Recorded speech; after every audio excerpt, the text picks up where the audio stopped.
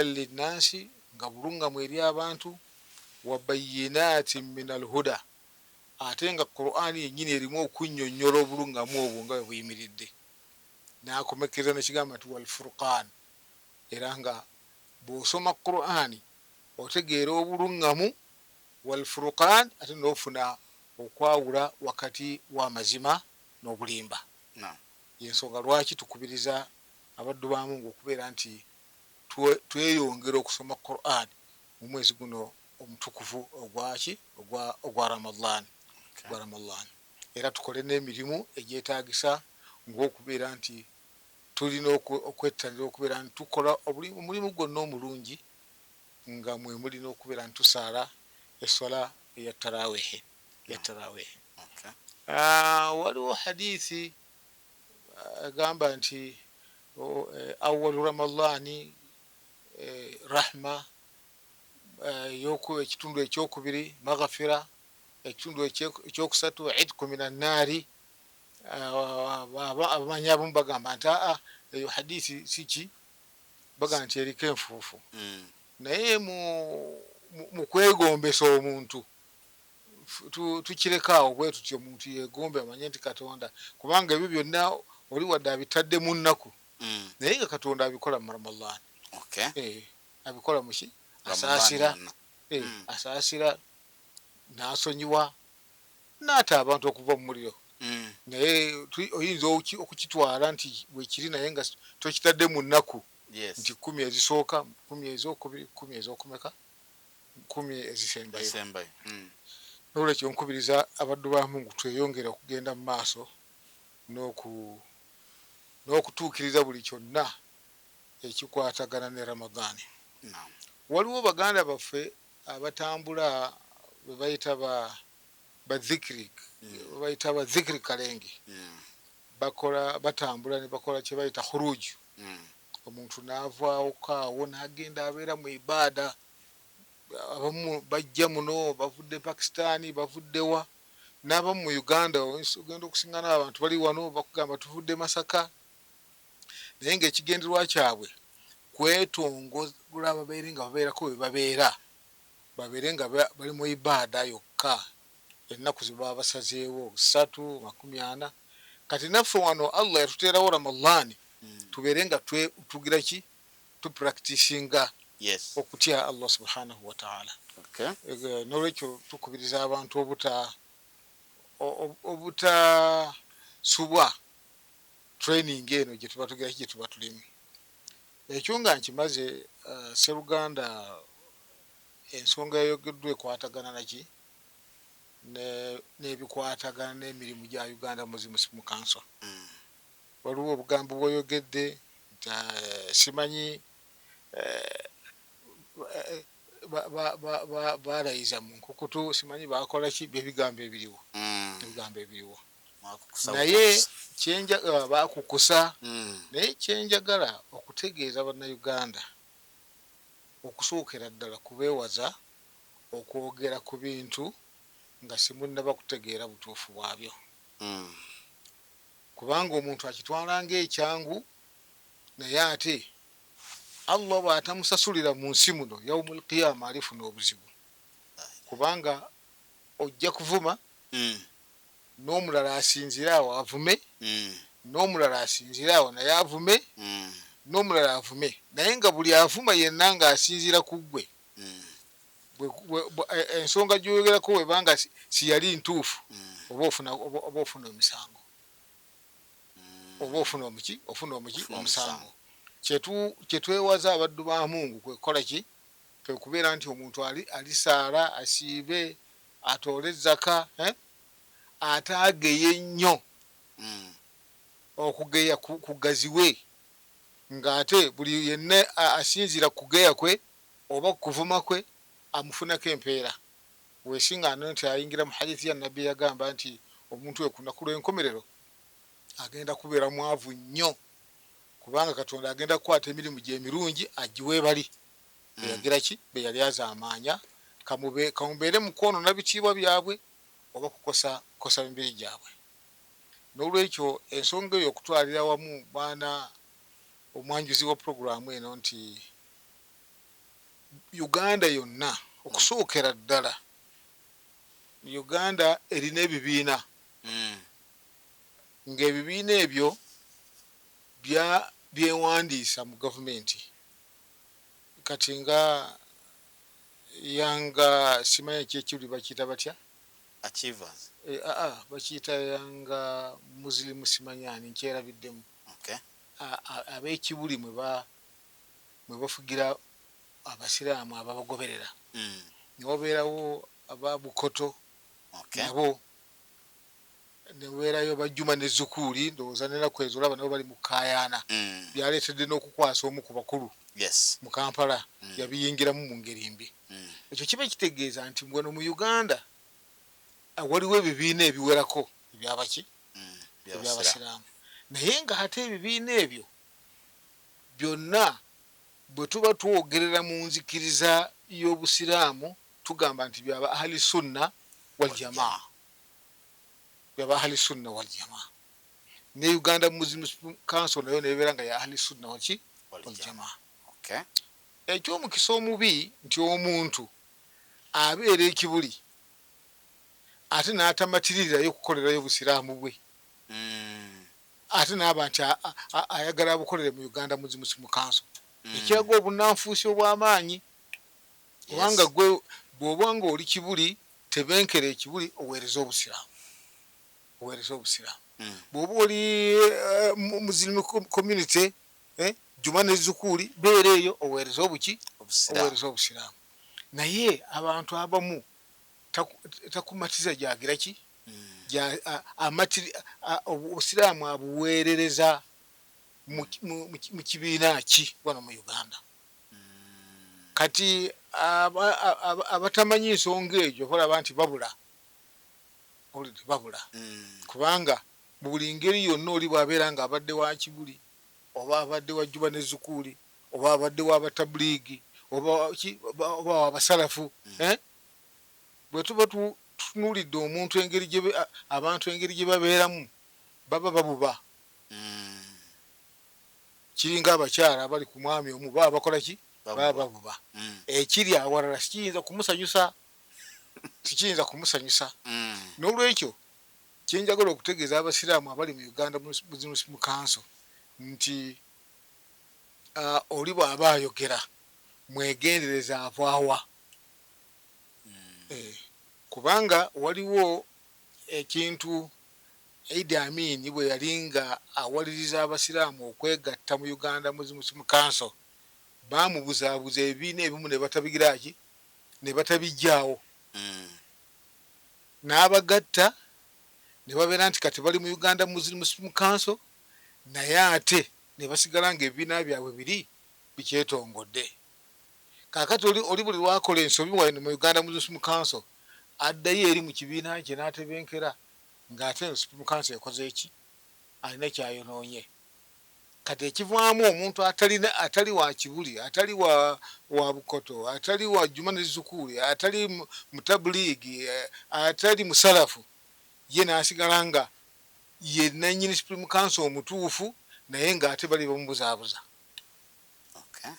n'olwekyo ensonga eziriwo ziri nti constitution ya Uganda Muslim Council yali egamba nti mufti alina kukoma ku myaka alina kufuga okutuusa obuwangazi bwe bukoma ku myaka 7 eyo yenkadde ye constitution yenkadde constitution eya 2022 negamba nti alina kuweza emyaka 75 empya alina kuweza 75 n'olwekyo oli bw'aba ayogera ku myaka alina kuddayo mu constitution alabe empya egamba myaka emeka kiringanga kati wadde n'ababaka ababaka abadde bakiikirira Uganda Muslim Council babadde 5 nga kubeerako disikaali n'ababaka abalala 4 mu constitution empya babakendeeza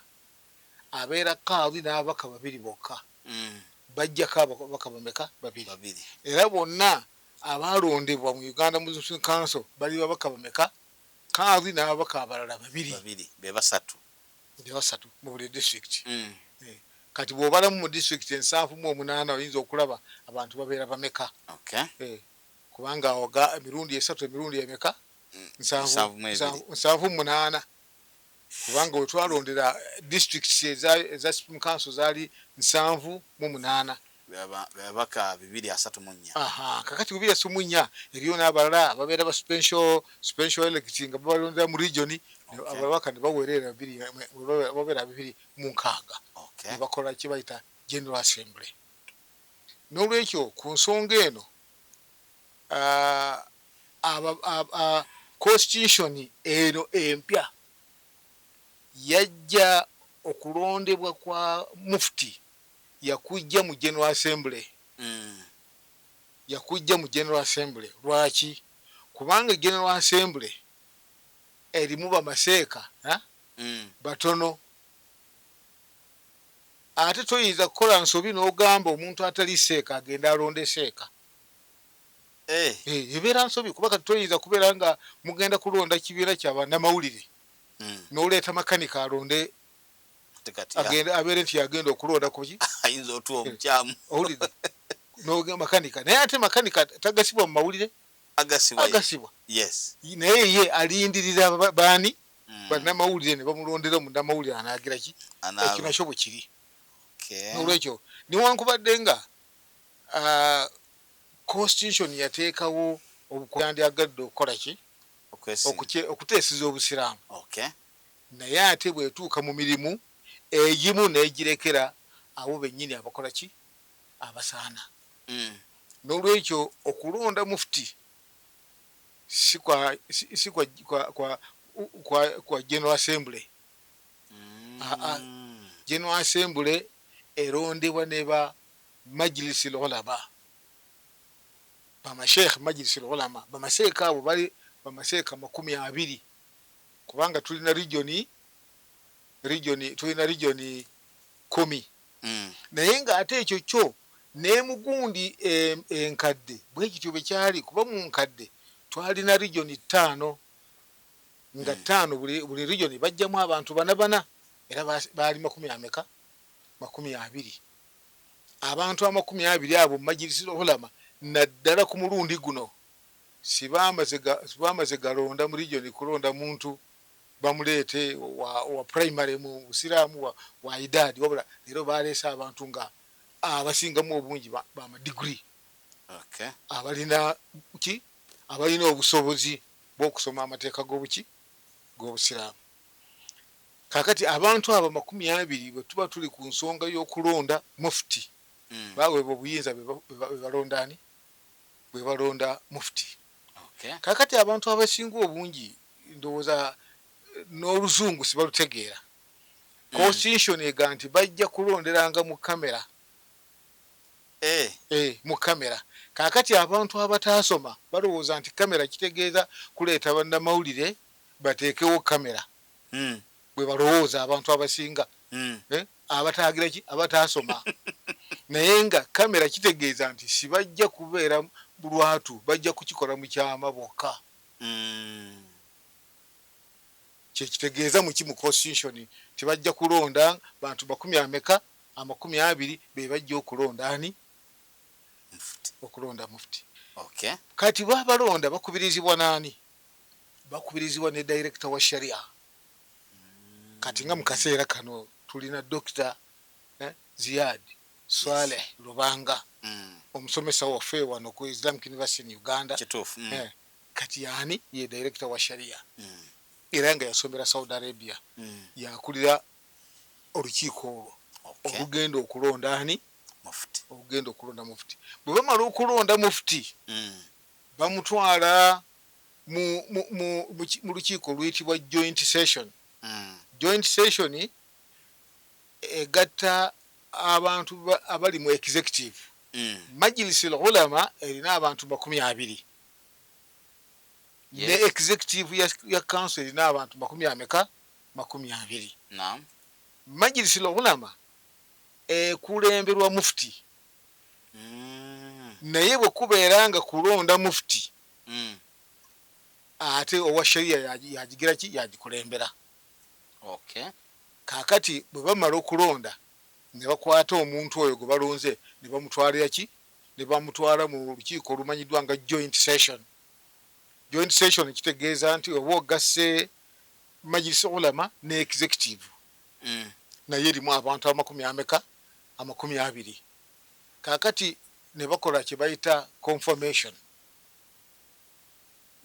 mufti aba amaze okulondebwa kakati ffe bamemba ba General Assembly kuba nange nga disikaali ndi memba wa General Assembly owenkalakalira nawe wabadde mu balonda anti sibeeramu nti siri ku majilisi ulama siri ku majilisi ulama n'olwekyo ŋŋenda kunyanjulira bakama bange gwe bakoze eki gwe balonze kakati bwe bamala ne bagenda mu joint session ne confirminga okulonda mufti kuba kuwedde kakati ffe baba General Assembly lwe baliyita General Assembly batwanjulira naye ng'emirimu gyo gigenda mu maaso yennonda yaani yennonda yaani ya mufti wa Uganda mu constitution empya ndowooza abaddu ba Mungu abamu sibanaba kufuna kopi ya constitution empya basoma ki basoma enkadde mu constitution empya bwe bamala okubeera nti bagize eki balonze balina okutwanjulira mu ngeri yonna balina okukola ki okwanjulira eggwanga nga bwe kyabaddewo ekyokulayira nakyo sikirina na bwetaavu ekikulu kumulonda ekikulu kumugira ki kumulonda ekyokulayira sirina ki sikyana bwetaavu nti abakuŋŋaanya abantu bagire ki ye bw'amala bo bennyini be bamulayiza siwaliwo teeka ligamba nti bamulayiriza ate muki mu lujjudde lw'abantu ng'ebirala bwe bibeera n'olwekyo bwe bamulonda be bamanyi oba bamulayiriza mu kamera ebyera biba byaki naye ffe ekikulu kumanya nti majilisi ulama yekoze eki yekoze omulimu ogwo ng'ekuliddwa naani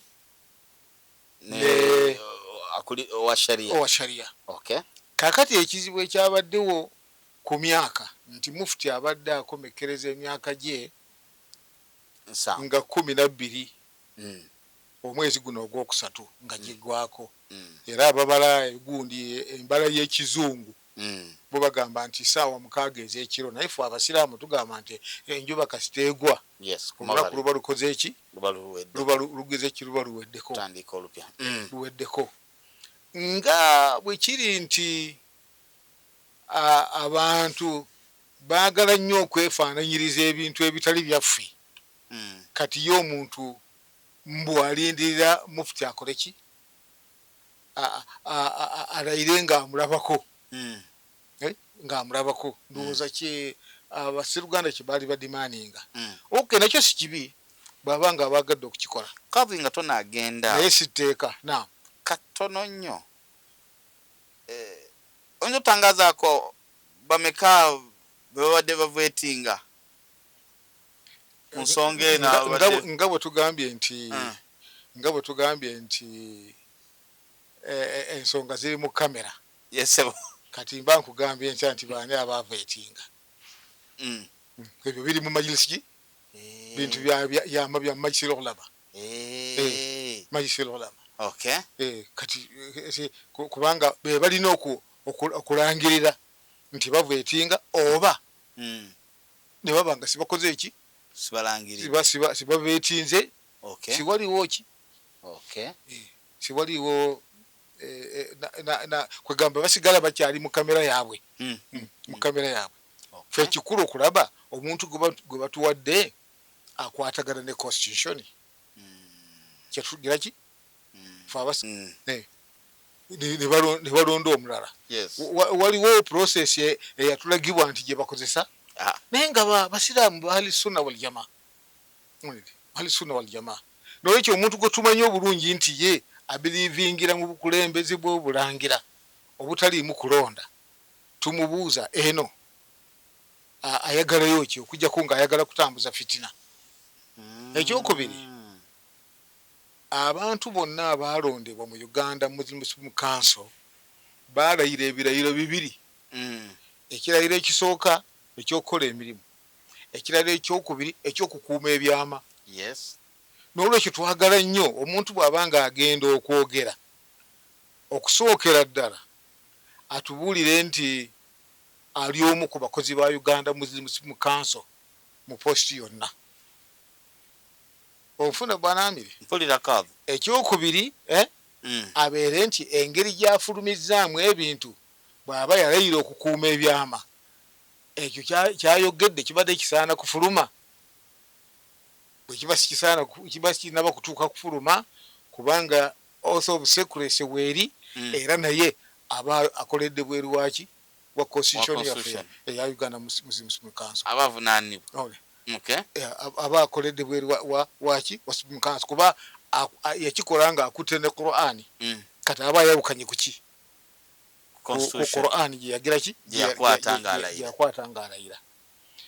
Kakati ebyabaddewo nga bano bamaze constitution emaze okwongera mufti emyaka givudde ku 7 gigenze ku 75. Yo majisi ulama negamba nti kati nga mukadde waffe babaddewo ng'akola leka amaleko emyaka gye. Yes. Nga bwe tunoonya ani agenda okumusikira.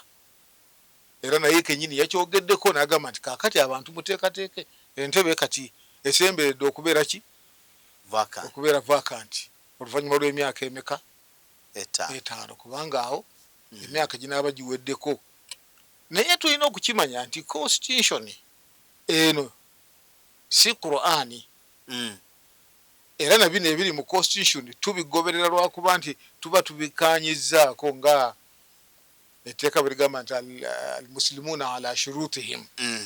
Naye nga tukkirizibwa kubikola naye nga si etteeka lyaki? Ya Qur'ani. Tegeeza nti singa ekiseera kituuka ne bagamba nti nedda akati mubaaje katumwe ekinaana era bali basibakoze ensobi. Sibakoze eki? Sogamba ni constitution. Efe balingo naaliko yekka oba n'omulala yenna. N'omulala yenna anaabagize. Ebyo sawo n'ogamba nti yeefugire paka. Aha. Constitution egamba myaka 10. Egamba myaka 10. Kino kyo kiri ku ani? For example singanga mufti bamwongedde kati nga bamu mu constitution empya. Nga bamuwadde emyaka 5. Ne bamala ekiseera ne kituuka ate ne bagamba nti bakozeemu amendment ya myaka emeka? 5. Abamaze. Aba kati takyaddeyo kukola ki? Takyaddeyo kwesimbawo kubanga constitution empya mufti yenna ajja kumalanga emyaka 10. Bw'amalako emyaka 10 taddayo kukola ki? Taddayo kwesimbawo. Eno empya. Empya. Kyova olaba nti mufti bandibadde bamuwa 10.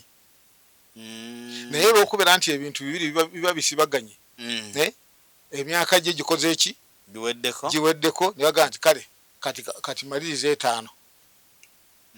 Maliriza 5.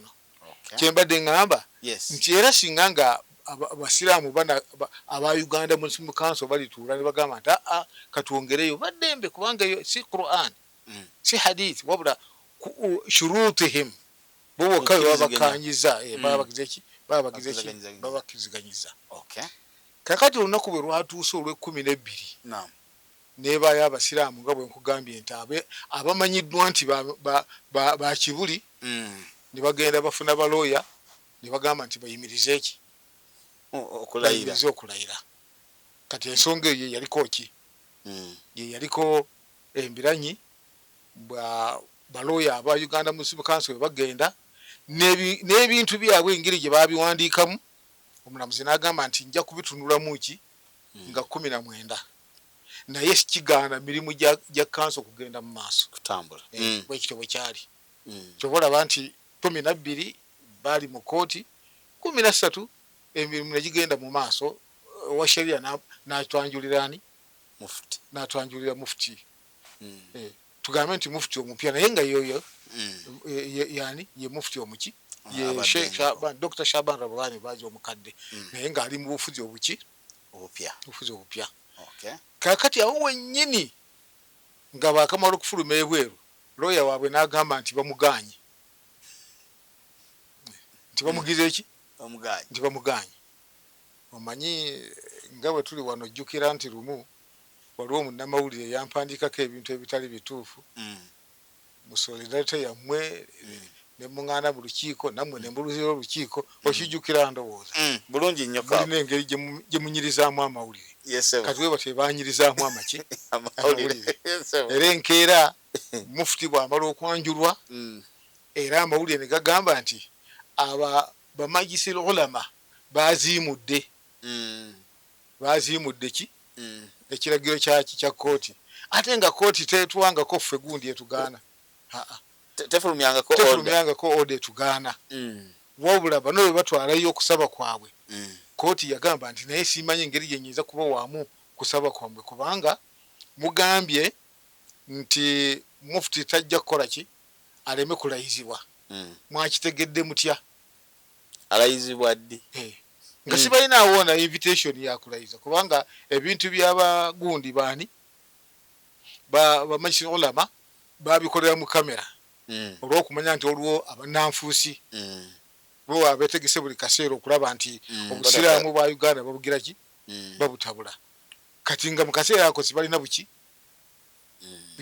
ne basaba interim injunction mazinaga nti interim injunction njibawa kuki si mmwe abali mu bintu mu kintu ate ne basaba n'ekyo bayita status quo naga naye te status quo embadde ngamba nti era ye yasigalawo kubanga status quo ebyegamba nti ebintu bisigale nga bwe biri kati mwagala afulume ate mu application yammwe mugamba nti abeerewo kwegamba abaloya simanyi engeri naye ffe tugamba nti bwebeera nga abatuma si basomi bwe birina okubeera akasente kaabwe bakalye naye nga ebintu bijja kutuuka awantu ate bibeere nga biwanvuwa oba okuba musinga akati omulazi abaga nti kati kale mu nga 19 mukomewo muleete gundi kwa 21 kwa 24 tukole ki tubasalirewo n'abanga Uganda Muslim Council tajambye nti mbayimiriza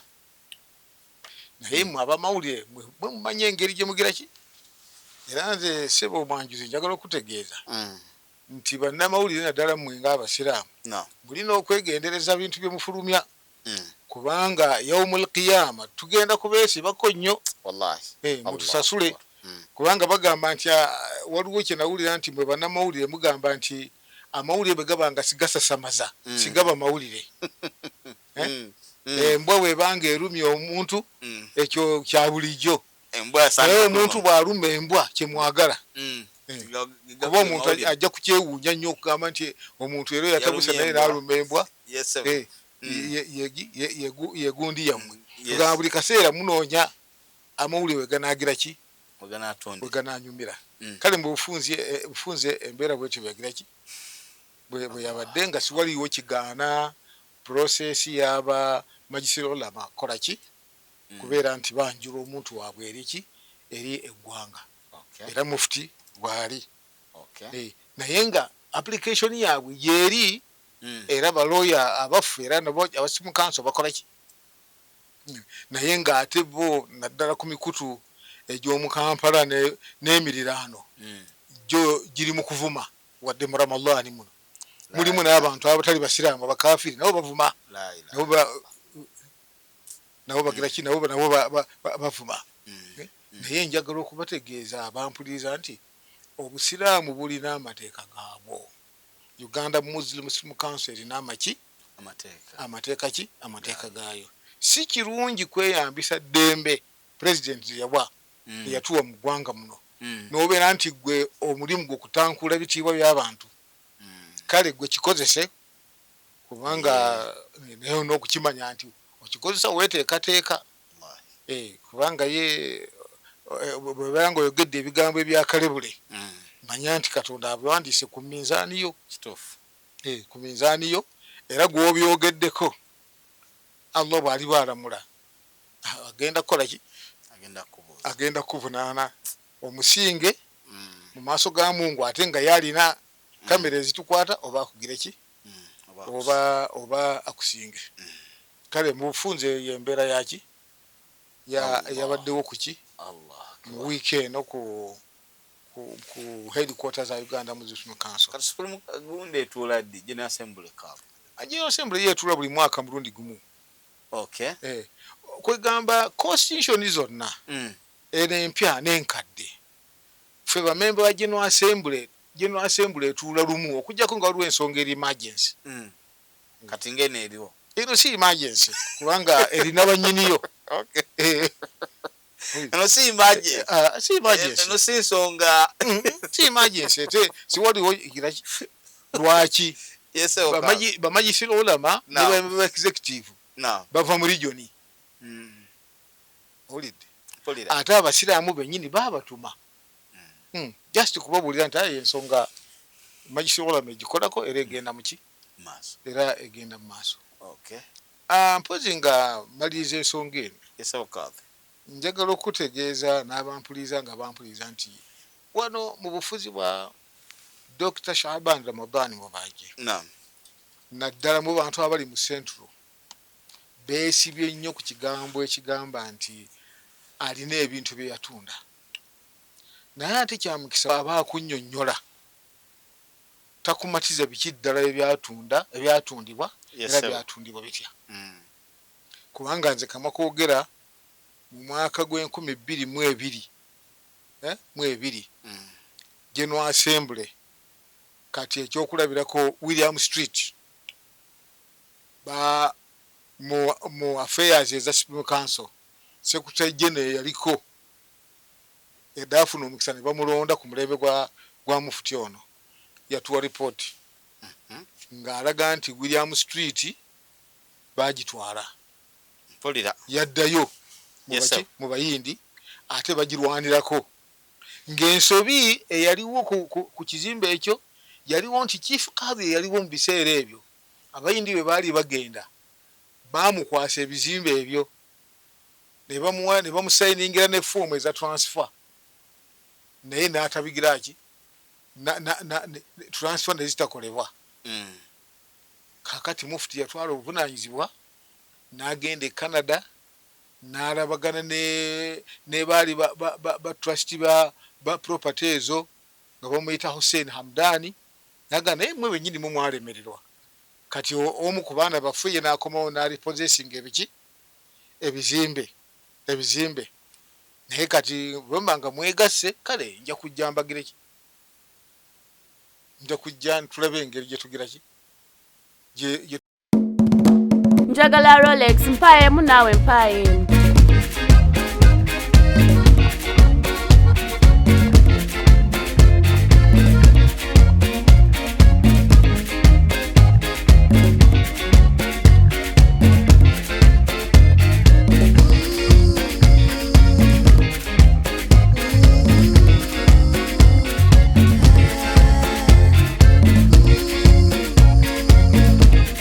Tuli energy tukuletedde gaso omulungi osika chipusi chapati mberenge oba oli wa hotel usanga ekyengera opposite ku Lukadde ku Masaka Road. Essimu 0757555994 oba 0756331354. Save Tuli energy is your answer.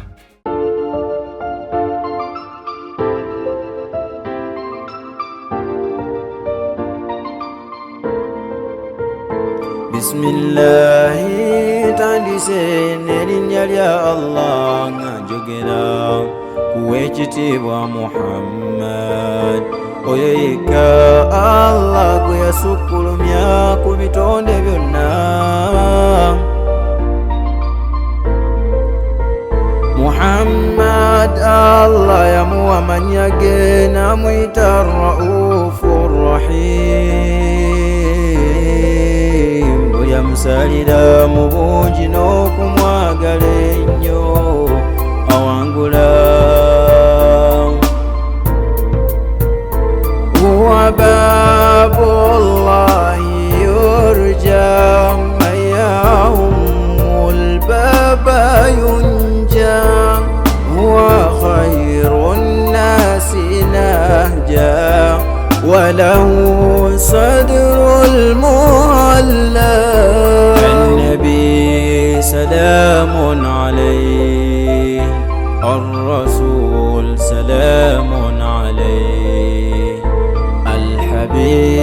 سلام عليك صلوات الله عليك ono ye nuru ya Allah yokumacha buli lwevayo ebibadde bizito bifuuke byangu Qibla Islamic Media Qibla Islamic